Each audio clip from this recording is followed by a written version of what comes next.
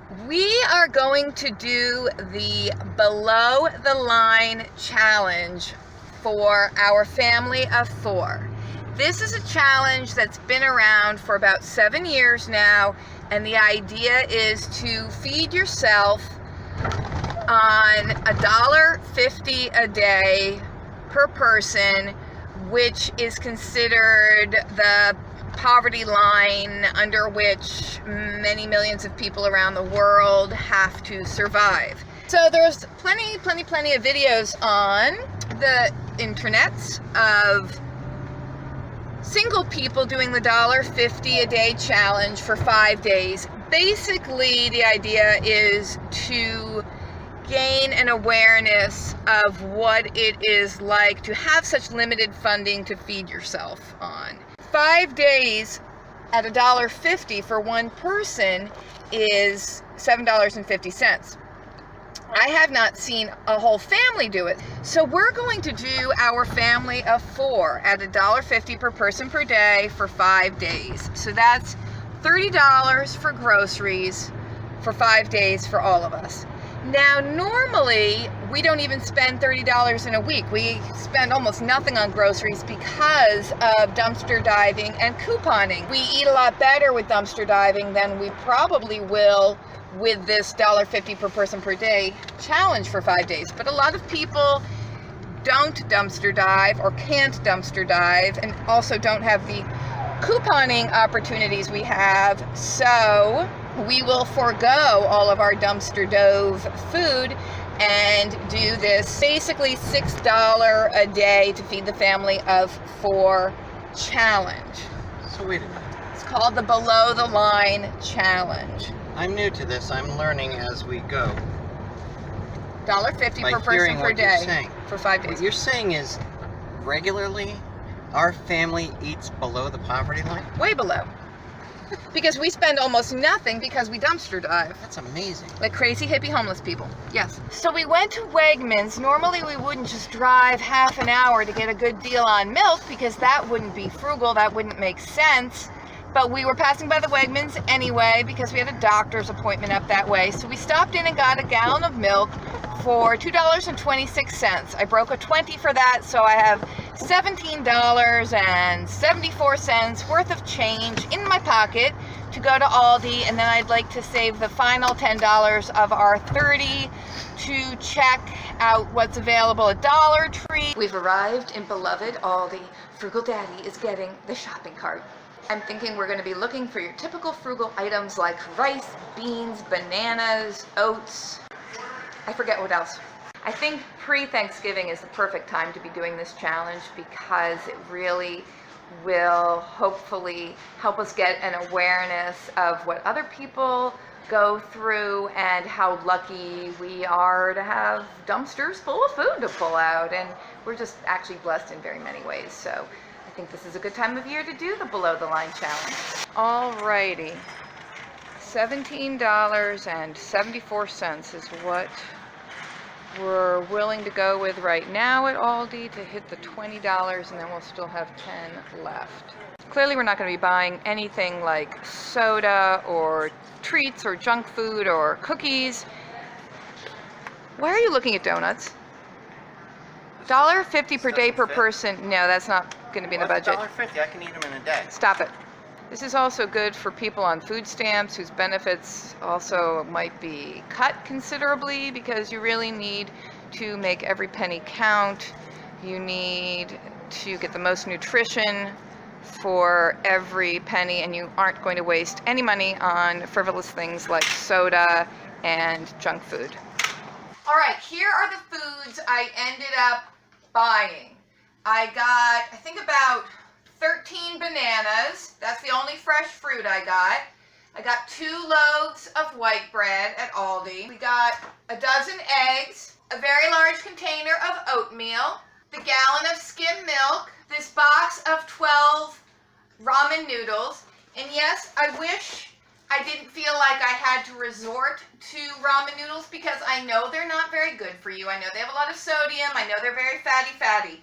But when you're working on this kind of poverty line limit, and you've got kids in mind, my primary thought was, how am I going to keep their bellies full? I need to make sure these kids get enough food. I cannot let my kids go hungry.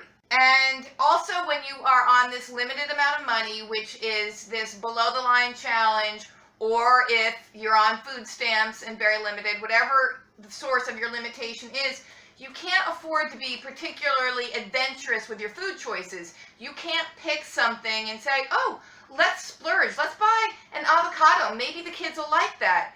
Because if they don't like it, you're screwed and you're out the money of the avocado. Like, you can't waste any money trying new things that the kids might not like, unless you know you like it, you're just going to eat it yourself. So I got the ramen because I know they like it, I know it's filling, I know it's not that great for you, but it's also a hot meal in their bellies, and so I got it. I got this very cheap package of margarine for cooking or for buttering toast. Bag of rice. Got this package of hot dogs. They're long, very long hot dogs. And again, I'm not incredibly wild about this choice, but this is basically 2 dinners or 2 lunches for husband and kids. There are 8 hot dogs in here, so each of the girls would have one. My husband would have 2. There'd have to be something else with the meal because that really wouldn't be enough, but that would be enough for 2 meals for them. I'm not a hot dog eater, and we would use bread, obviously not buns, and probably ketchup packets that we are going to have to steal from Wendy's or McDonald's or something, because I did not buy ketchup. All right, I got 2 packages of frozen vegetables from the Dollar Tree. We got peas and carrots, because again, I know my kids like that, and a package of broccoli. So that's it for vegetables. Fruits and vegetables are these 2 packs of frozen veggies and the bananas. Got some peanut butter from Aldi. I got some raspberry jam from the dollar store, and again, this would not be my ideal choice. When I get jam, it's my preference to get the all fruit kind, and I know some people would say, well, the sugar's the sugar, it's all the same, but I still feel like fruit sugar is going to be better for you than refined sugar, which is the #1 ingredient of this. But I thought if we're having peanut butter sandwiches, they might appreciate some jam. And I thought that's actually a pretty big container of jam for $1.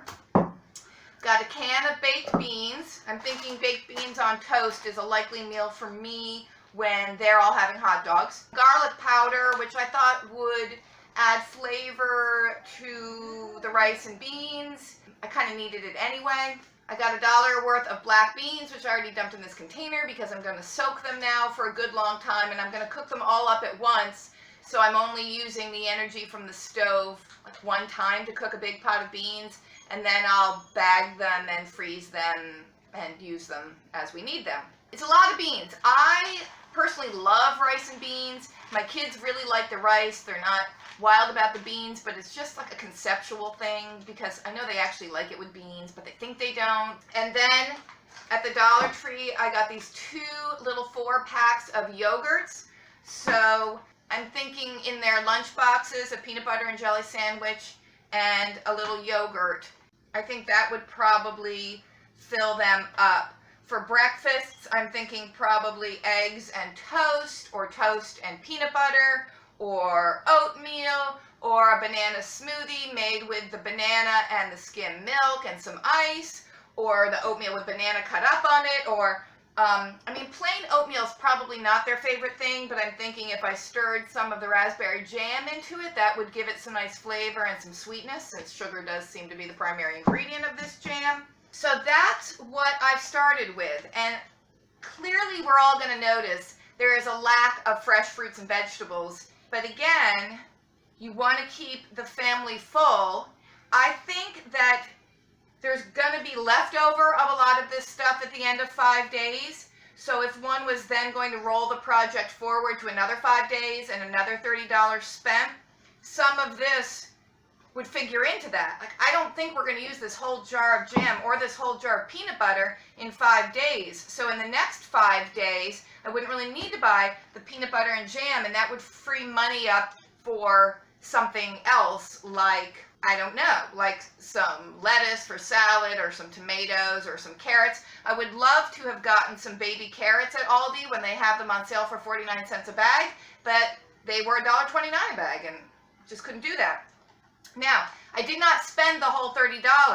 I still have $6.21 left to spend. So I'm thinking after 3 days maybe, I can go back to the store and top off this supply, and maybe at that point I can use the $6 to get a bag of apples, or maybe another bag of vegetables. Maybe I can get the baby carrots then. So I want to see how the first 2 or 3 days goes before I then allocate that last $6. I want to see how this all plays out. But I didn't spend it all the first day, because I think that when you do have that kind of limited budget, you're going to screw yourself over if you just spend it all right off the bat. Like, you have to save a little bit back, you know, to fill in. So at the end of the week, you're not just left with, you know, plain oats and nothing else. I'm thinking maybe a little container of cinnamon from the dollar store wouldn't go amiss to help the oatmeal out. We'll just see. So I'll let you know what I get in the next few days. I'm going to go ahead and post this so you can all start to think, oh, what is she going to make? And I will show you the meals in part 2 of this Below the Line challenge series.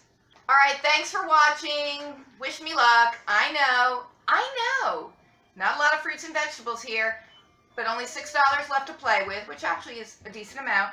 And I know ramen is a very iffy choice. All right, see you in the next video. Bye.